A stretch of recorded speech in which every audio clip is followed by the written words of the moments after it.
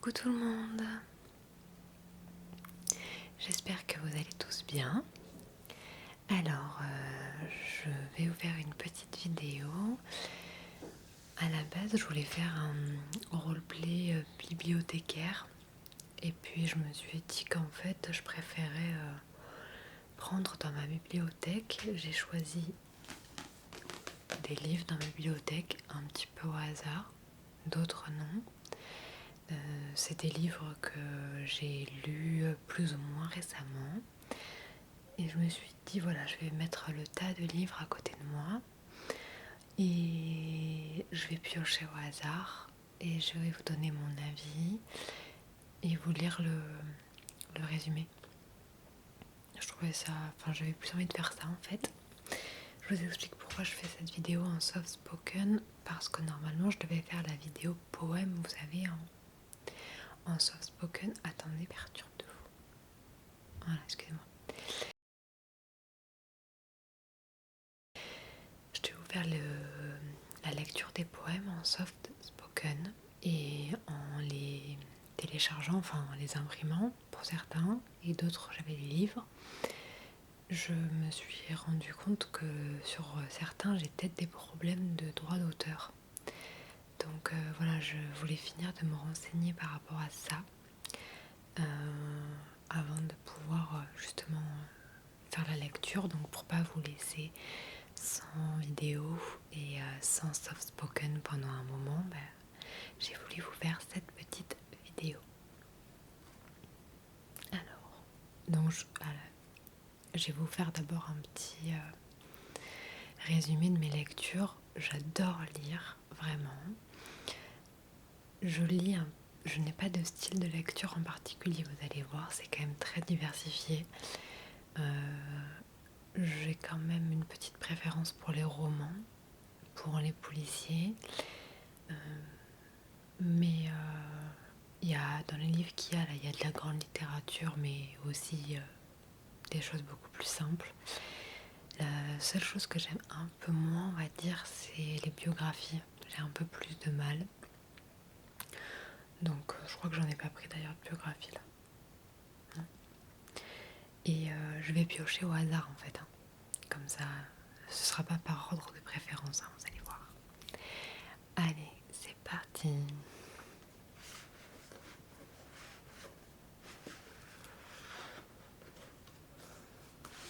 Ah bah ça commence fort.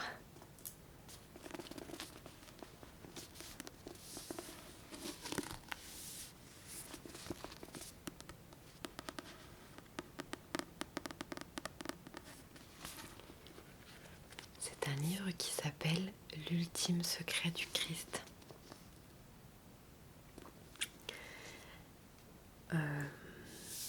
Je l'ai adoré. Je l'ai dévoré. C'est très particulier. Si vous êtes très croyant, si vous êtes catholique très croyant, ça peut être compliqué à lire parce que ça vient un petit peu chercher des détails. Ça ne remet pas tout en cause, mais voilà, ça cherche un petit peu la petite bête dans la religion et à la fois c'est splendide. Moi j'ai découvert des choses de cette religion grâce à ce livre que je connaissais pas alors que je suis d'origine catholique, enfin j'ai une éducation catholique. Donc j'ai adoré.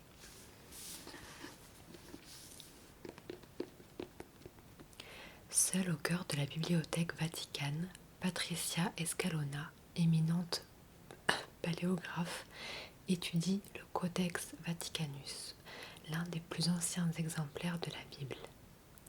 Un document aussi sacré qu'exceptionnel qui causera sa perte. Elle est égorgée et un message codé est laissé près de son corps.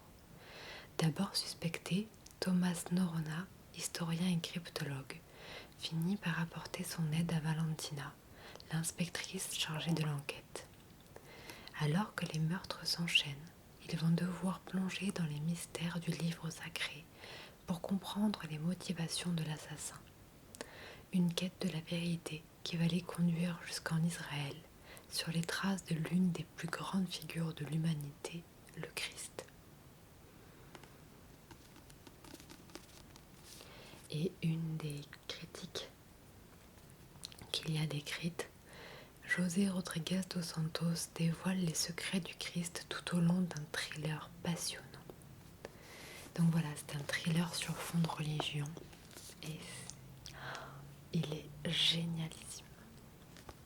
Je risque de vous dire ça assez souvent quand même. Parce que j'ai pas pris de bouquins que j'ai détestés parce que je vois pas trop l'intérêt.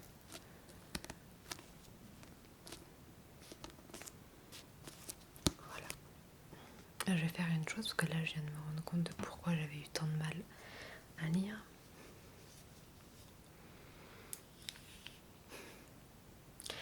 Ensuite,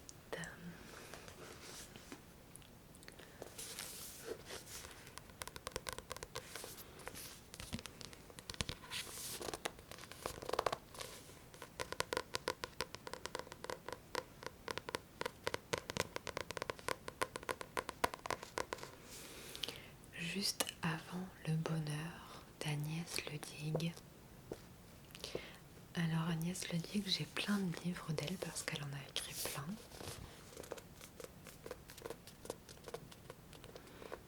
Je les ai pas tous aimés, mais celui-là je l'ai adoré. Et il va avec celui-ci.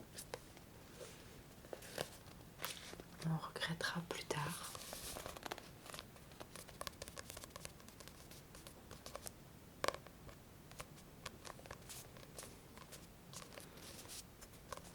Que j'ai aussi bien aimé. Mais mon coup de cœur d'Agnès Ledigue, c'est celui-ci. Et il est pas récent d'elle. Je vais vous dire en quelle année il est sorti celui-là.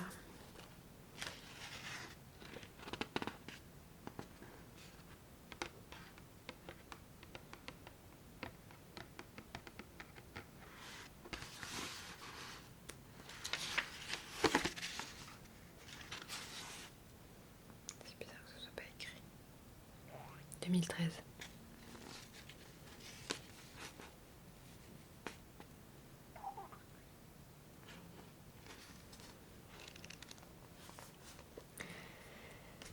Cela fait longtemps que Julie ne croit plus aux contes de fées. Caissière dans un supermarché, elle élève seule son petit Lulu, unique rayon de soleil d'une vie difficile. Pourtant, un jour particulièrement sombre, le destin va lui sourire. Ému par leur situation, un homme les invite dans sa maison du bord de mer en Bretagne. Tant de générosité après des années de galère, Julie reste méfiante, elle n'a pas l'habitude. Mais pour Lulu, pour voir la mer et faire des châteaux de sable, elle pourrait bien saisir cette main qui se tend. Alors, c'est ce que j'appelle des lectures faciles. C'est-à-dire que c'est un livre qui se lit très facilement. C'est un style de lecture qui se lit très facilement. Mais moi, ça, je vais mettre, suivant si je travaille beaucoup ou si j'ai des choses à faire, je vais mettre entre... si je suis en vacances, je vais mettre 2 jours à lire. Sinon, je vais mettre peut-être une semaine, 10 jours. Ça fait du bien au cœur. Voilà, ça fait du bien au moral. C'est... Voilà, moi j'aime ce genre de lecture aussi. Pas que, mais j'aime parce que voilà, c'est des belles histoires. C'est pas morose. Ou alors ça commence pas très bien, mais ça finit toujours pas trop mal. Ou alors c'est des leçons de vie. Et j'aime beaucoup. Une des critiques a écrit un hymne à l'espoir qui sonne juste avant une expérience, qui sonne comme une expérience vécue. Un livre poignant où le malheur n'est pas le dernier mot. Vous voyez, parce que ça rejoint ce que je dis. Et celui-ci, je l'ai particulièrement aimé parce qu'elle a une relation avec son fils et elle serait tellement prête à tout pour le bonheur de son fils que en tant que maman, ça fait des échos et je l'ai trouvé trop cool pour ça.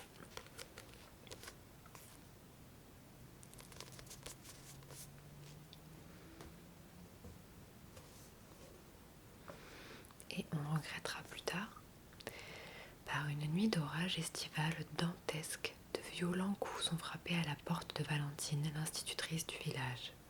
Sur le perron, elle découvre un homme trempé, une fillette endormie dans les bras brûlantes de fièvre. Il lui faut de l'aide, que Valentine va lui offrir, acceptant spontanément la troublante intrusion. Eric et Ananina, sa fille de 7 ans, pénètrent dans la maison. Ils s'y resteront le temps que l'enfant se rétablisse. Il y a des destins que l'on croit tout tracés, mais il suffit parfois d'un seul éclair pour les faire basculer. Les chemins de l'existence et du cœur sont imprévisibles.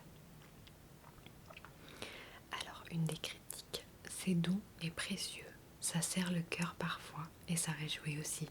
La vie, quoi. Voilà, donc c'est son style d'écriture, Agnès Luttig. Donc c'est des histoires de vie. Voilà.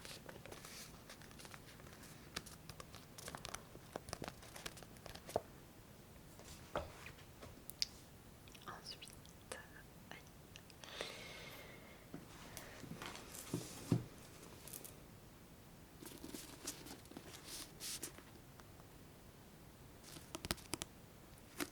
Famille parfaite de Lisa Gardner.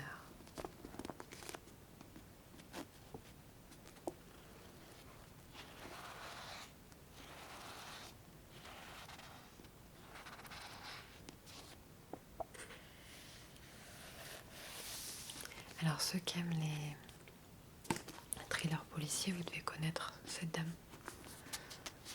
Parce qu'elle en écrit plein. Alors j'ai pris celui-là dans ma bibliothèque, mais j'aurais pu en prendre d'autres parce que j'en ai plusieurs d'elle.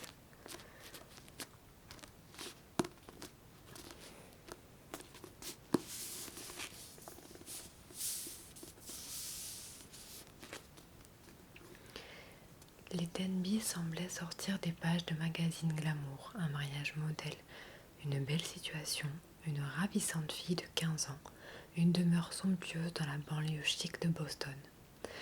Une vie de rêve, jusqu'au jour où ils disparaissent tous les trois. Pas d'effraction, pas de témoin, pas de motif, pas de demande de rançon. Juste quelques traces de pas et des débris de cartouches de taser sur le sol de leur maison. Pour la détective privée Tessa Leoni, l'enlèvement ne fait aucun doute. Mais que pouvait donc bien cacher une existence en apparence aussi lisse ? Numéro 1 sur la liste des best-sellers du New York Times pendant plusieurs mois, ce thriller inquiétant de Lisa Gardner nous plonge dans l'intimité troublante d'une famille au-dessus de tout soupçon. Ça, c'est typiquement le genre de thriller que j'adore. Parce que j'adore les thrillers. Et sachez que cet auteur, pour le coup, elle en écrit plein.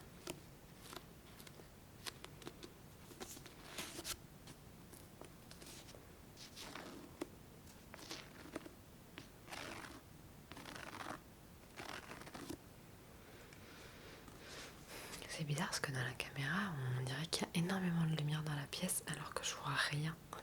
Tellement il fait sombre. Ensuite, Amour solitaire.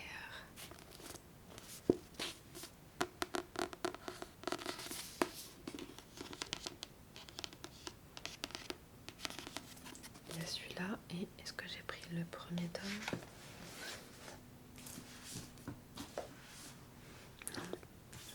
Si. C'est lequel déjà ? Le 1. Le 2. Alors ça, c'est une Frenchie, Morgane Hortin. Si vous suivez un peu les réseaux sociaux, il y a un compte qui s'appelle Amour solitaire et qui répertorie tous les SMS d'échanges amoureux. Et après, en fait, au début, son compte, c'était que ça. Des gens qui lui envoyaient en privé des échanges amoureux, de rupture, de début de relation, de milieu de relation, de mots de tous les jours. Et elle a décidé d'en faire un livre. Donc en fait, il est particulier ce livre parce que c'est uniquement des conversations SMS entre un couple, un seul et même couple, qui en fait elle a repris les textos qu'elle avait reçus de gens qui existent, et elle a inventé les deux personnages, elle a pris des textos différents et elle en a fait une histoire d'amour. Donc voilà, ce sont uniquement des SMS. Donc ça se lit très vite. Et c'est trop cool. C'est trop cool parce que ce que j'ai aimé, parce qu'en réalité c'est une histoire d'amour moderne, mais j'ai aimé me dire que chaque message avait été envoyé entre des couples qui sont pas forcément le même, enfin c'est jamais le même d'ailleurs. Et des fois il y a des messages hyper poignants, hyper touchants, et de savoir que quelqu'un a vraiment écrit ça ou reçu ça, c'est trop cool. Et donc ça c'était il y a quelques années. Et sur son compte, on lui a tellement demandé la suite qu'elle a fini pareil avec le même système par faire la suite. Et c'est toujours pareil. J'ai un tout petit peu moins aimé le deuxième, mais parce qu'en fait le premier c'était vraiment un gros coup de cœur, il est génial, ça se lit super vite. Et moi j'aime bien parce que du coup on se rend compte quand même que même si c'était, voilà, j'ai toujours eu un petit regret moi pour les lettres qu'on ne s'envoie plus. Mais finalement des fois les SMS, c'est un peu nos lettres modernes. Et il y en a certains, on se rend compte qu'en fait il y a plein de gens qui prennent du temps pour les SMS, qui sont capables de faire passer plein de choses. Donc j'ai trouvé qu'il était trop cool ce livre. Ensuite, revenons aux choses sérieuses. J'adore le sticky finger sur les livres.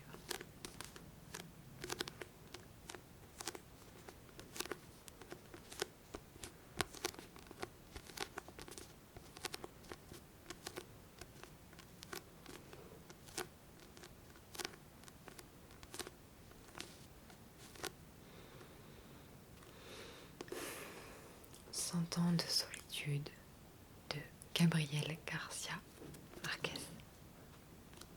Ça, c'est un classique de la littérature. Alors, voilà, pas très épais mais pas très fin. Accrochez-vous, mes petits amis les aveugles. C'est écrit en minuscule. Ce bouquin, je l'avais acheté il y a des années. À chaque fois que je le commençais, impossible de le poursuivre. Je rentrais pas dans la lecture. Je me forçais, j'y arrivais pas. Donc dans ces cas-là, je ne me force pas, je ferme et je réessaye. Et je l'ai fait. J'ai mis plusieurs années à lire et ça marchait pas. Et ma grand-mère, qui l'a lu, me dit, tu sais, moi, j'ai fait pareil que toi, j'arrivais pas à lire, et quand elle était jeune. Et elle me dit, c'est en vacances à Séville que c'est venu. Je me suis dit, bon, si elle, qui lit tout et n'importe quoi, elle a eu du mal, non, je me mets pas de pression. Je l'avais oublié. Au bout d'un moment, je l'ai mis dans ma bibliothèque, je l'ai rangé, j'ai dit, puis on verra. Et je suis retombée dessus en déménageant. Et je me suis dit, bon allez, il faut absolument que j'essaye. Et je voulais juste voir où est-ce que je m'étais arrêtée, c'est-à-dire à la 20e page, je pense, un truc comme ça. Et je regarde, je lis 2 lignes, puis 3, puis 4, puis 5. Et j'ai fini par le lire. Comme quoi, des années, hein, je vous jure, des années entières, je l'ai pas lu.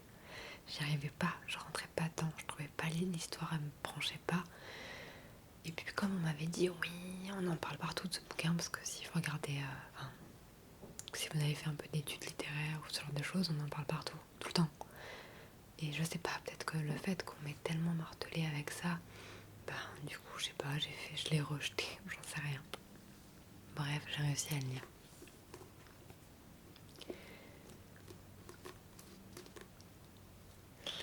À Macondo, petit village isolé d'Amérique du Sud, l'illustre famille Buendia est condamnée à 100 ans de solitude par la prophétie du gitan Melquiades.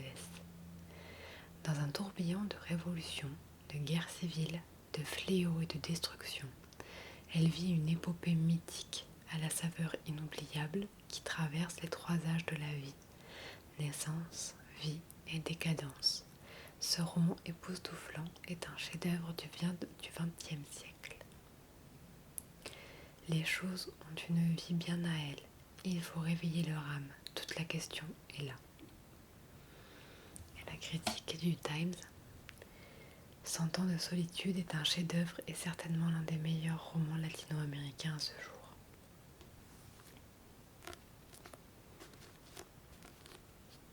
Effectivement, c'est juste une merveille.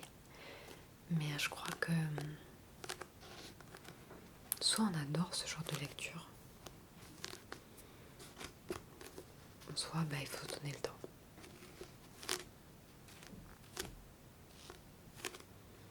Mais c'est malgré tout pas mon préféré.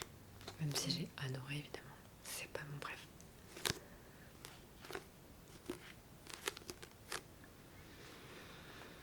Ensuite, les amis,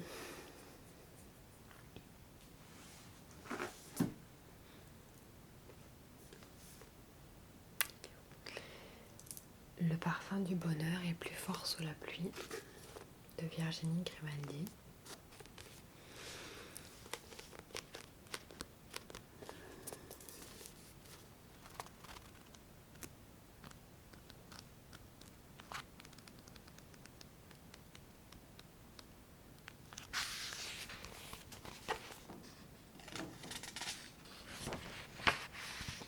Vous vous rappelez dans ma vidéo quand je disais que j'avais des voisins qui faisaient pas de bruit? J'aurais mieux fait de me taire.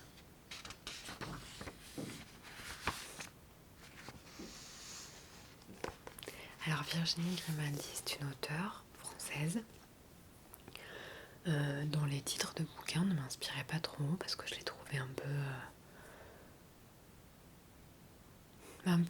comme Agnès Le Dig, c'est-à-dire ce genre de lecture où ça va être facile, peut-être un petit peu trop gnangnan.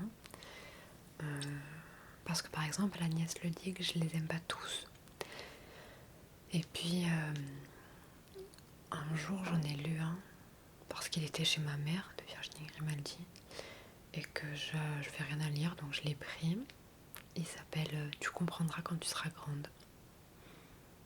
Genre j'ai été trop touchée par ce livre, c'est sur les personnes âgées. Et Virginie Grimaldi dans ses bouquins, elle parle souvent des personnes âgées. Moi ça me touche de fou. Et en fait à chaque fois ces bouquins, ils traitent de trucs ultra simples. Encore parce que dans les livres d'Agnès Le Dig, on est quand même dans des thématiques où c'est pas toujours la vie de tout le monde. Il y a un peu plus de souffrance que dans la vie de certains, etc. Virginie Grimaldi, dans ses livres, ça part d'une vie lambda, mais vraiment. Et pourtant, il y a du rire, il y a de l'émotion. C'est voilà. Pareil, ça se lit très vite. C'est pas 100 ans de solitude, mais c'est trop cool. Elle particulièrement, je trouve que son écriture, elle est géniale. Vraiment, elle est très très bien tournée. Je veux qu'on divorce. Il aura suffi de 5 mots pour que l'univers de Pauline bascule. Installée avec son fils de 4 ans chez ses parents, elle laisse les jours s'écouler en attendant que la douleur s'estompe, jusqu'au moment où elle décide de reprendre sa vie en main. Si les sentiments de Ben se sont évanouis, il suffit de les ranimer. Chaque jour, elle va donc lui écrire un souvenir de leur histoire, mais cette plongée dans le passé peut faire ressurgir les secrets les plus enfouis. La critique dit: entre rire et larmes, ce roman touche au cœur. Une histoire peuplée de personnages attachants, revigorants. Voilà, c'est ça en fait. Et dans chacun de ces bouquins, il y a toujours un ou deux personnages qui reviennent, alors que les histoires sont complètement différentes. Elle a aussi écrit Il est grand temps de rallumer les étoiles. Trop bien, une mère qui part faire du camping-car avec 2 ados. C'est très mal parti finalement. C'est vraiment trop touchant. Donc voilà, lecture simple, assez rapide, mais revigorante.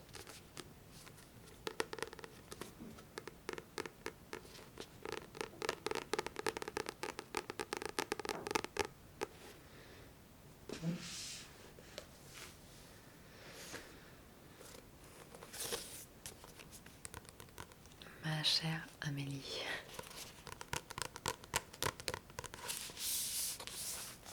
Tous les livres d'Amélie Nothomb, je les ai dans ce format. J'adore Amélie Nothomb. C'est un style très particulier.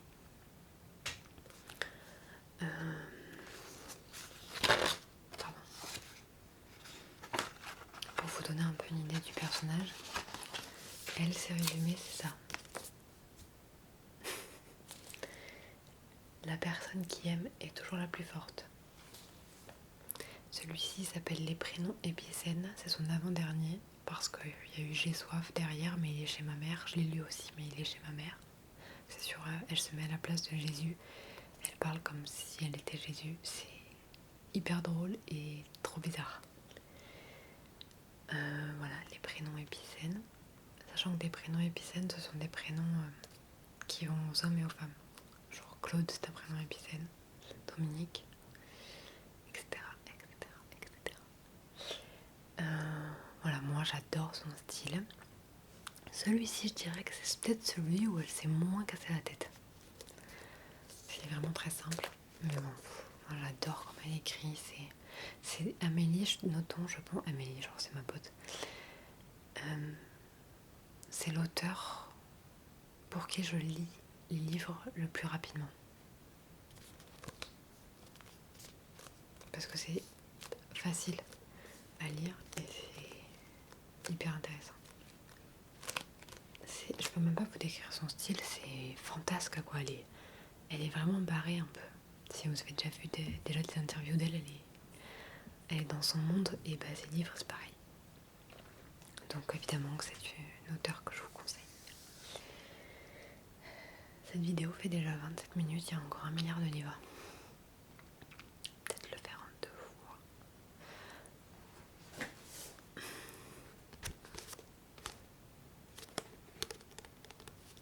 La tresse de Laetitia Colombani. Un chef-d'œuvre. Je l'ai adoré ce livre. Vous avez déjà entendu parler pour ceux qui lisent.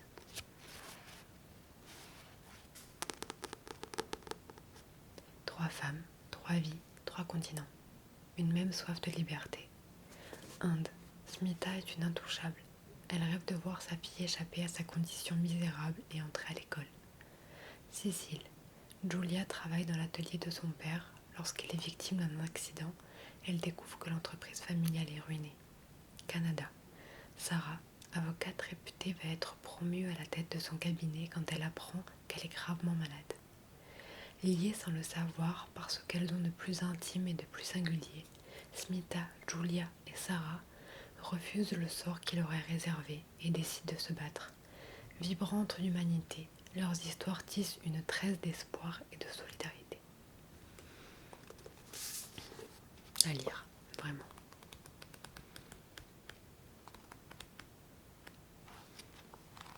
Il existe en poche maintenant, évidemment. Ça fait longtemps qu'il est sorti.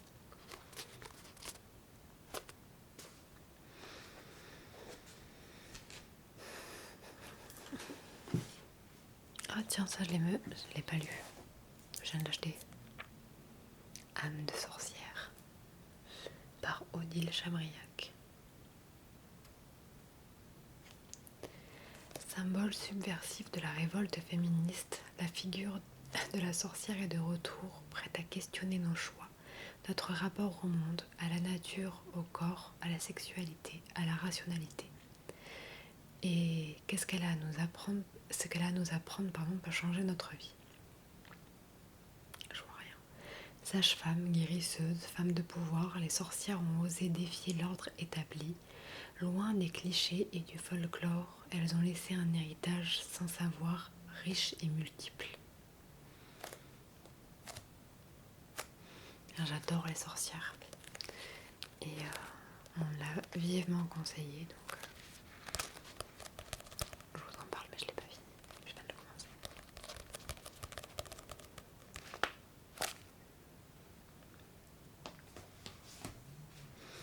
Ensuite, on a Michel Bussy.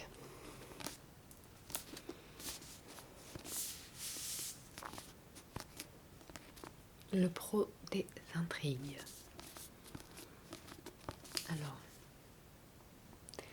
meilleur Michel Bussy pour moi, Maman a tort. Sans famille, génial. Gravé dans le sable. Par contre, il y en a trop. J'ai l'impression, quand je vais à la FNAC, qu'il sort 4 livres par semaine. Donc je les achète pas tous. Mais en tous les cas, ceux-là, moi j'adore les intrigues comme ça. Je sais que quoi qu'il en soit. Et puis ceux que j'ai lus, je suis bien tombée. Ils sont tous bien. Donc voilà, c'est des bouquins à intrigue. Regardez. Regardez, écoutez. À bientôt 16 ans, Colin est un orphelin auquel il manque des pans entiers de son histoire. En retournant sur Mornay, l'île qu'il a vue naître, l'adolescent compte bien combler cette mémoire amputée. C'est ici, entre le phare des Enchaînés et les ruines de l'abbaye Saint-Antoine, qu'il va croiser la silhouette qui bousculera toutes ses certitudes. Figure familière et inconnue, ce fantôme serait-il son père ? Lui aurait-on menti toute sa vie ? Car les secrets pullulent sur cette île de brigands. Des secrets pour lesquels on tue. Et Colin semble être au cœur de chacun d'entre eux. Un sans famille au sang maudit.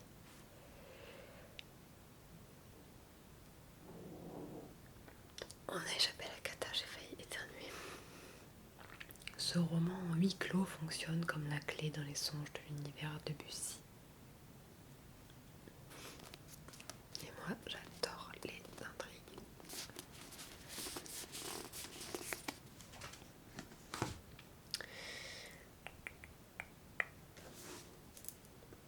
La colline aux esclaves de Kathleen Grissom.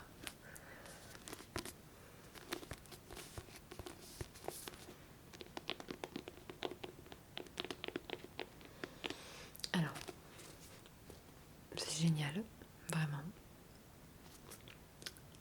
Mais sur la thématique, mon livre bref de voilà, dont je me rappelle chaque détail quand je l'ai lu.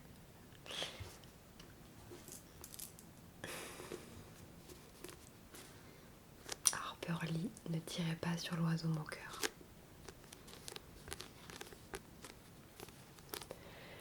Dans une petite ville d'Alabama, à l'époque de la Grande Dépression, Atticus Finch élève seul ses 2 enfants, Jem et Scout. Homme intègre et rigoureux, cet avocat est commis d'office pour défendre un noir accusé d'avoir violé une blanche. Ce bref résumé veut expliquer pourquoi ce livre, publié en 1960 au cœur de la lutte pour les droits civiques, connut un tel succès. Il ne suffit pas en revanche à comprendre comment ce roman est devenu un livre culte aux États-Unis et dans bien d'autres pays.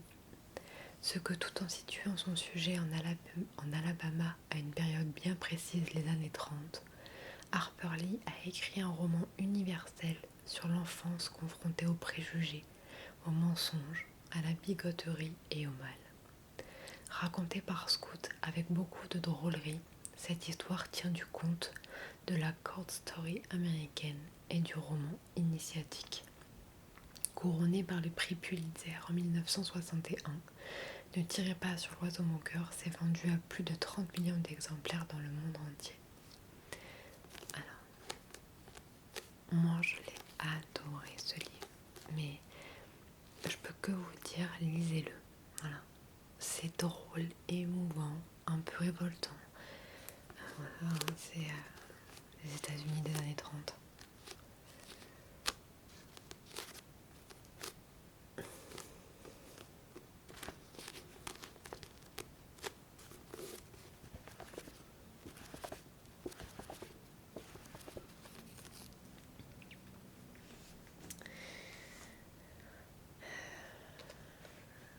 Et on va terminer avec Franck Tillier. Alors là on rentre dans mes livres, dans mes lectures préférées, c'est-à-dire mes lectures où j'arriverai toujours à lire un bouquin comme ça en fait. C'est des thrillers psychologiques surtout. Et moi ça, vous pouvez m'en faire lire tout le temps. C'est une lecture que j'adore. Là je vous ai pris par exemple celui qui avait un premier dans ma bibliothèque, Charcot. Mais c'est pas du tout le seul de Franck Tillier que j'ai lu. Alors, par moment, il faut avoir le cœur accroché. Bien accroché parce que même s'il n'y a pas d'image, des fois c'est un petit peu hard, vous allez voir. Charcot comparait toujours les premiers jours d'une enquête à une... Attendez. Pardon, excusez-moi, il y a tout qui s'est mélangé. Charcot comparait toujours les premiers jours d'une enquête à une partie de chasse. Ils étaient la meute de chiens stimulés par les corps qui s'élancent à la poursuite du gibier. À la différence près que cette fois, le gibier, c'est eux. Eux, c'est Lucie Henbel et Franck Charcot, flics au 36 quai des Orfèvres, unis à la ville comme à la Seine. Lucie n'a pas eu le choix, en dehors de toute procédure légale, elle a tué un homme. Pour protéger Lucie, Franck a maquillé la scène de crime. Une scène désormais digne d'être confiée au 36, car l'homme abattu n'avait rien d'un citoyen ordinaire, et il a fallu lui inventer une mort à sa mesure. Lucie, Franck et leur équipe vont donc récupérer l'enquête et s'enfoncer dans les brumes de plus en plus épaisses de la noirceur humaine.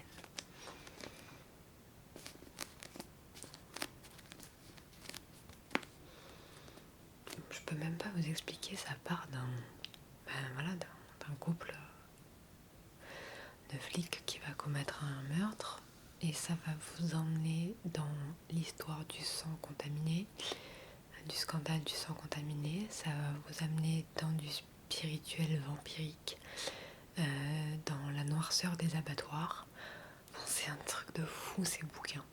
Et voilà, moi, c'est trop ma came de lecture, quoi. Mais j'ai l'impression d'avoir dit ça sur chaque livre. Alors. Enfin, disons que voilà, si vous aimez les thrillers psychologiques Tillier, si vous aimez les lectures un peu abracadabrantesques, notons, si vous aimez les trucs qui remontent le moral, Grimaldi et le Digue. Et d'ailleurs, je voulais m'arrêter là. Ouais, je vais m'arrêter là parce que le reste, je ferai une autre vidéo en fait, exprès. Voilà les amis, j'espère que ça vous aura plu, que le soft spoken vous aura plu aussi. Je suis désolée, j'ai un peu de mal à parler, mais il est tard et je suis un peu KO. Donc ça se ressent un petit peu quand je parle. Voilà, on se retrouve très très vite, je vous promets. Et pendant qu'on y est, j'aimerais, parce qu'il y a plusieurs d'entre vous qui m'ont demandé une FAQ, une vidéo FAQ. Alors, si vous voulez, sous cette vidéo, ce sera peut-être plus facile pour moi à répertorier. Sous cette vidéo, vous pouvez me mettre vos questions, si vous en avez. Vous pouvez en mettre plusieurs, parce qu'on est une petite chaîne et j'adore mes abonnés. Donc, si vous voulez, pour que ça fasse un peu plus de questions, vous pouvez en mettre plusieurs, ou ne pas en mettre. Voilà. Mais ceux qui voulaient que je fasse une vidéo FAQ, si vous avez des questions, vous pouvez les mettre sous cette vidéo. Voilà, je vous fais un très très gros bisou et je vous dis à bientôt.